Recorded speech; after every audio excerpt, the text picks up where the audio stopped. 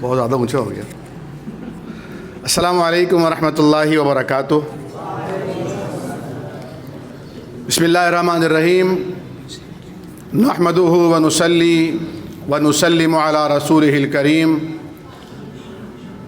فاعوذ باللہ السمیع العلیم من الشیطان الرجیم من ہمزہ ونفخہ ونفثہ.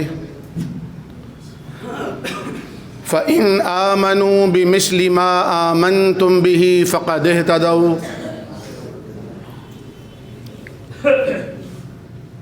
مجھ سے پیشتر مایہ علماء کرام، محققین، آپ کے اور میرے اساتذہ،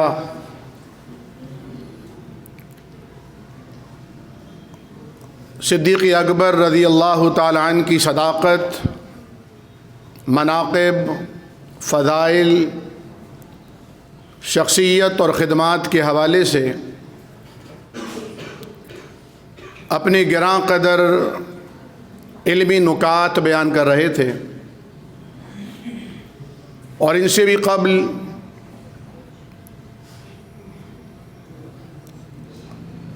آپ نے یقیناً خوبصورت انداز میں، محنت کے ساتھ، ریاضت کے ساتھ آج کے عنوان سے معنون اپنی تیاری کو پیش فرمایا ہے. میری خواہش تھی کہ میں پہلے حاضر ہوتا اور آپ کی تقاریر کو بھی سماعت کرتا، لیکن کچھ سفر کی طوالت اور پھر کچھ ٹریفک کی زیادتی یہاں جلدی پہنچنے میں مانے رہی. ہمارے محترم شیخ القرآن، خطیب پاکستان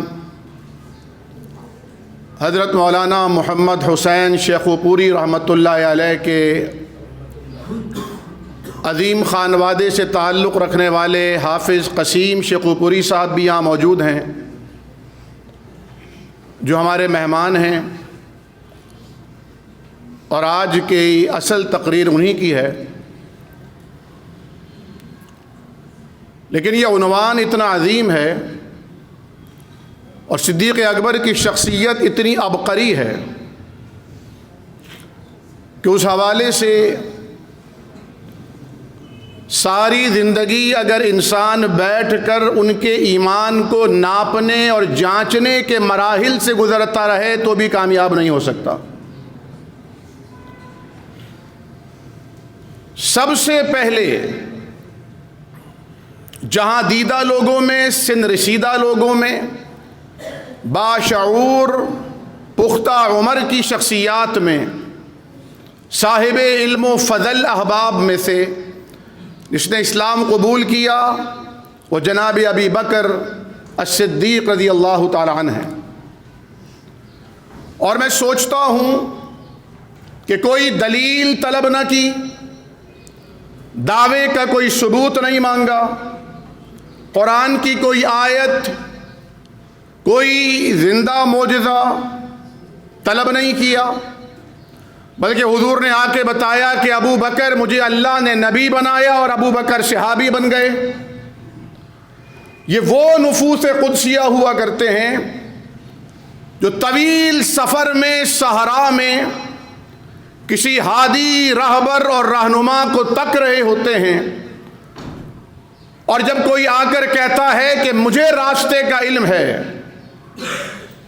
تو وہ اپنی سواری کو اس کی سواری کے پیچھے لگا دیتے ہیں.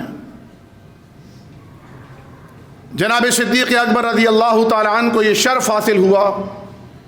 مکہ میں بھی سب سے پہلے اپنا مال خرچ کرنے والے اگر کوئی ہیں تو ابو بکر ہیں. بلال ابن رباح کو آزاد کرایا، عامر ابن مغیرہ کو آزاد کرایا. حضرت ابو بکر مدینہ میں بھی سب سے پہلے مال خرچ کرنے والے.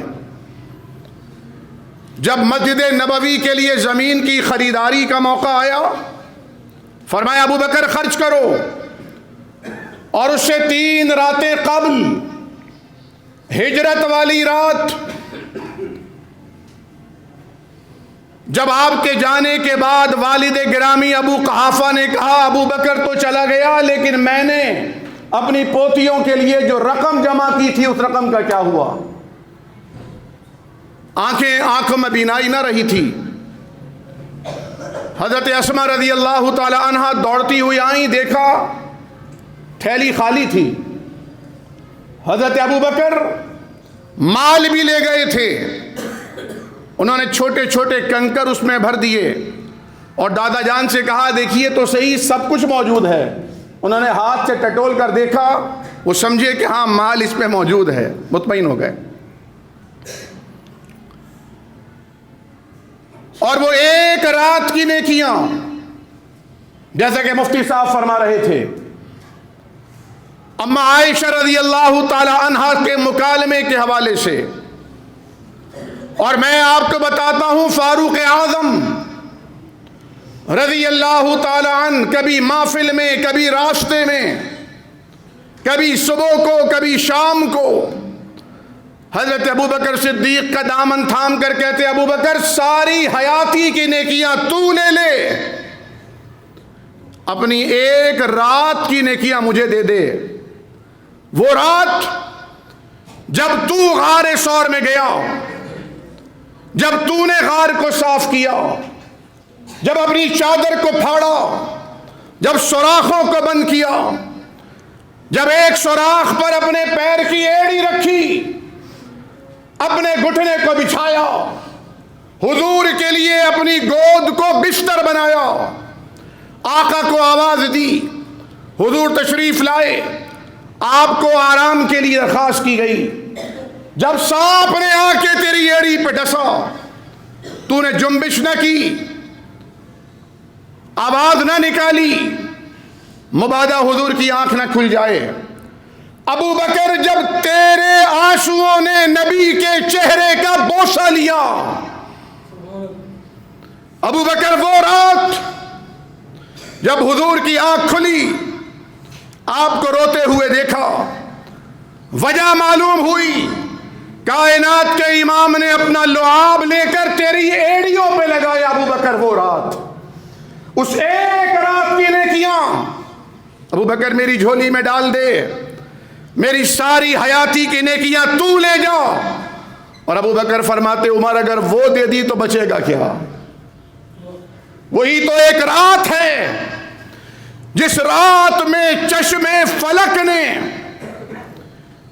رب تعالی کی طرف سے جبریل کو بھیج کر تا قیامت قرآن کریم میں اس منظر نامے کو لکھ دیا تھا۔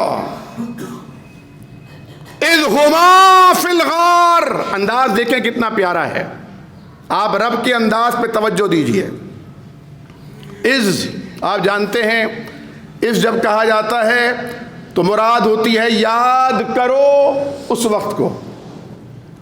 اذ، اذا، اذ ہما فی الغار، جب وہ دونوں غار میں تھے، جو دونوں رب کے پیارے، جو دونوں رب کے دلارے، ایک دعویٰ لے کر آیا، دوسرے نے تصدیق کی۔ صحن مکہ ہے، بیت اللہ کا دامن، ابو جہل نے عجیب دعویٰ کائنات کے امام کی زبان سے سنا۔ ایک ہی رات میں مسجد اقصیٰ گئے، بیت المقدس، اور وہاں سے آسمانوں پر گئے، چشم زدن میں وقت کی رفتار۔ یہ تو آج پتہ چلا نا ٹائم اسپیس بھی کوئی چیز ہوتی ہے، اس زمانے کے لوگوں کو تو پتہ نہیں تھا ٹائم اسپیس کیا ہوتا ہے۔ کوئی ایک خاص خلا میں جا کر وقت جگہ آتی ہے جہاں وقت تھم جاتا ہے، یہ تو آج پتہ چلا۔ پھر بھی لوگوں کا ایمان نہیں بنتا، پھر بھی لوگ کہتے ہیں کہ اقصیٰ سے مراد سب سے دور والی مسجد، اور دور والی مسجد سے مراد بیت المقدس نہیں، اس سے مراد آسمانوں پر بیت المعمور ہے۔ دور اشکار تعویلات. عجیب دعویٰ. ابو بکر ابن قحافہ عقل مند ہے، جینیس ہے، سمجھدار ہے، رد کرے گا. ابو جہل دوڑتا ہوا گیا، کہا ابو بکر اب بتاؤ، اگر کوئی کہے کہ میں ایک رات کے کچھ حصے میں، رات کے ایک پہر میں، کچھ دیر کے لیے، کچھ وقت، لیلن آسمانوں پر گیا، اس سے پہلے بیت المقدس فلسطین بھی گیا، آسمانوں سے ہو کر آیا، مانو گے؟ کہا یہ کیسے مانی جا سکتی ہے بات؟ کوئی مان سکتا ہے؟ کہا دیکھا میں کہتا تھا نا تم عقل مند ہو. کہا لیکن کہا کس نے ہے؟ یہ تو بتاؤ کہا کس نے ہے؟ کہا وہی تمہارے صاحب، تمہارے ساتھی. فرمایا اگر انہوں نے کہا ہے تو صحیح کہا ہے. اب حضور کی خدمت میں آئے، حدیث میں آتا ہے اللہ کریم سے درخواست کی یا رسول اللہ بتائیے کیا ماجرا ہے. حضور بتاتے تھے، میں وہاں گیا، انبیاء کی جماعت موجود تھی. ابو بکر فرماتے ہیں صدقت یا رسول اللہ، اللہ کے رسول آپ سچ کہہ رہے ہیں. ایسا لگ رہا تھا ساتھ میں ابو بکر بھی گئے ہیں. تصدیق وہی کرتا ہے جو گواہ ہو، شہید ہو، موجود ہو، وہی گواہی دے سکتا ہے. اللہ اکبر کبیرہ. حضرت صدیق اکبر رضی اللہ تعالی عنہ جس طرح فرمایا کہ اپنی جان بھی دی، مال بھی دیا. جان کیسے دی؟ ہجرت والی رات میں کبھی آگے کبھی پیچھے، کبھی دائیں کبھی بائیں. آقا نے پوچھا ابو بکر کیا ماجرا ہے، دائیں بائیں کیوں ہوتے ہو؟ فرمایا جب مجھے لگتا ہے دائیں طرف سے حملہ ہوگا تو میں بائیں طرف آ جاتا ہوں، جب لگتا ہے بائیں طرف سے کوئی مورچہ بنا کر حملہ کرے گا میں بائیں طرف آتا ہوں، کبھی آگے کبھی پیچھے جاتا ہوں. اور یہی ابو بکر تھے. تبوک کے موقع پر حضرت نے فرمایا تھا، ہمارے بزرگ ہیں، ہمارے شیخ ہیں، اور میں سمجھتا ہوں کہ کراچی میں اس وقت آپ کی محنتوں سے ماشاءاللہ جو ایک قیادت مدارس دینیہ میں حاصل ہے وہ جامعۃ الاحسان کو حاصل ہے. یہ ایک بڑا اعزاز ہے جامعۃ الاحسان کے لیے کہ پنجاب سے آئے، اندرون سندھ سے آئے، بیرون ملک سے آئے، جہاں سے بھی ہمارے علماء تشریف لائیں سب سے پہلے جامعۃ الاحسان میں آ کے ٹھہرتے ہیں. اور اس کا سارا کریڈٹ آپ کو تو جاتا ہی ہے، معاونین کو بھی جاتا ہے، علماء اور اساتذہ کو بھی جاتا ہے، لیکن بنیادی طور پر مدیر جامعہ کو جاتا ہے. ماشاءاللہ. لگتا ہے آپ کو میری بات سے اتفاق نہیں ہے؟ ماشاءاللہ تو بول دو کم از کم. مولانا عبد الرحمن اطہر کا اپنا مقام ہے، آپ بھی استاد ہیں نا یہاں پہ ماشاءاللہ، اور خطیب بھی ہیں ماشاءاللہ. تبوک کے موقع پر میں عرض کر رہا تھا کہ جب مولانا نے فرمایا نا کہ ابھی مفتی رفیق سلفی صاحب گفتگو فرما رہے تھے تو میں نے شیخ صاحب سے کہا، اپنے شیخ اپنے بھائی مولانا عبد الوکیل ناصر صاحب سے، کہ اگر یہ گفتگو کر رہے تھے تو ہم لوگ کیا کریں گے؟ یہ تو خطاب ذیشان تھا بھائی. اس لیے میں نے کہا اب حافظ قسیم صاحب کا خطاب ہوگا. ہم تو بے ربط سی باتیں جو ان کی تقریروں سے ذہن میں آئیں وہ آپ کے سامنے پیش کر رہے ہیں. پھر آپ کی تقاریر سنتے تو اور باتیں آتی ذہن میں. اب ٹائم جو ہے بہت کم رہ گیا، اس لیے میں اختصار کے ساتھ صرف نکات آپ کی خدمت میں پیش کرتا ہوں. تبوک کے موقع پر حضرت عمر رضی اللہ تعالی عنہ کو یہ خیال تھا کہ آج جیت میری ہوگی. حضرت عمر تشریف لائے. حضرت عمر سے نے پوچھا، حضرت اللہ کے حبیب نے پوچھا عمر کیا لے کر آئے؟ اور جب ابو بکر آئے تو یہ نہیں پوچھا ابو بکر کیا لے کر آئے، فرمایا کیا چھوڑ کر آئے. یہ فرق ہے ابو بکر اور عمر میں. جب ابو بکر اور عمر میں اتنا فرق ہے تو عام مسلمانوں میں اور ابو بکر میں کتنا فرق ہوگا. فرق ہے یہ مراتب ہیں. قرآن حدیث نے بیان کیے. قرآن کہتا ہے اذ ہما فی الغار، جب وہ دو تھے غار میں. اس طرح مفتی صاحب فرما رہے تھے نص قطعی سے، قرآنی نص قطعی سے جس ایک صحابی کی صحابیت ثابت ہے اور جس کا انکار کفر ہے وہ صدیق اکبر رضی اللہ تعالیٰ عنہ کی صحابیت ہے. سب کچھ لے کر آئے. اور پھر ابھی بات ہو رہی تھی کسی ٹی وی چینل کے حوالے سے. بھائی بات یہ ہے اس وقت سینکڑوں ٹی وی چینل ہیں, سینکڑوں ہیں. ہمارے بھی بعض علماء کرام ٹی وی چینلز پہ جاتے ہیں, تقاریر کرتے ہیں, انہیں ہم اتنا پروموٹ نہیں کرتے جتنا ہم نے ان خاتون کو پروموٹ کر دیا. معذرت کے ساتھ یہ بھی ایک پہلو ہے سوچنے کا, یہ بھی ایک پہلو ہے غور و فکر کرنے کا. جنہیں کوئی جانتا نہیں تھا, ہماری بے نظم غیر حکیمانہ اسٹرائک سے, احتجاج سے وہ بین الاقوامی شہرت یافتہ ہو گئی. وہ پروٹوکول بھی اسے حاصل ہوا جو نصیب شاید قیامت تک اسے نہ ہوتا. لیکن بہرکیف میں نے اپنے معاصر شیعہ حضرات کی خدمات میں یہ بات پرسنلی رکھی. میں نے کہا حضرت, آپ کے اہل تشیع میں اہل سنت کے مقدسات کی توہین, ان پہ تبرہ حرام ہے. یہ فتویٰ ہمارا تو تھا ہی, اس کی توثیق آپ کے اکابر نے بھی کی ہے. اس کی وجہ کوئی ہو, آپ ایسے حرام عمل کا ارتکاب کرنے والوں کو کیوں نہیں روکتے؟ اس وقت پاکستان انتہائی نازک صورتحال سے گزر رہا ہے, ہر اعتبار سے انتہائی نازک اور انتہائی پیچیدہ صورتحال ہے. اہل فکر جانتے ہیں ان حالات میں پاکستان کو سب سے زیادہ جس چیز کی ضرورت ہے وہ اتحاد اور اتفاق کی ہے, وہ یگانگت کی ہے, وہ برداشت کی ہے. ہم نے ان سے کہا آپ کا اگر عقیدہ ہے, ہم آپ کا عقیدہ بزور تبدیل نہیں کرا سکتے, دلیل سے بھی نہیں کرا سکتے, کوشش کر سکتے ہیں. جبر و اکراہ ہمارا مسلک ہی نہیں ہے, زبردستی ہمارا طریق ہی نہیں. پھر حل کیا ہوگا؟ علمی مکالمے کا آغاز کیجیے, علمی انداز میں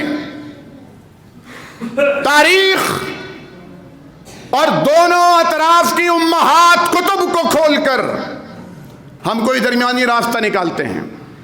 علم حدیث کے طالب علم کی حیثیت سے آپ سب بھی یہ بات جانتے ہیں کہ جب متعارض احادیث کسی مسئلے میں آتی ہیں تو دیکھا جاتا ہے اوثق روایت کون سی ہے. پھر اگر دونوں روایتیں صحیح ستہ کی ہوں, صحت کے اعتبار سے مکمل ہوں یا صحیحین کی ہوں, تو پھر ان میں تطبیق کی جاتی ہے. التطبیق فی الاحادیث ایک باقاعدہ فن ہے, ایک باقاعدہ علم ہے. تو کیا ہم اس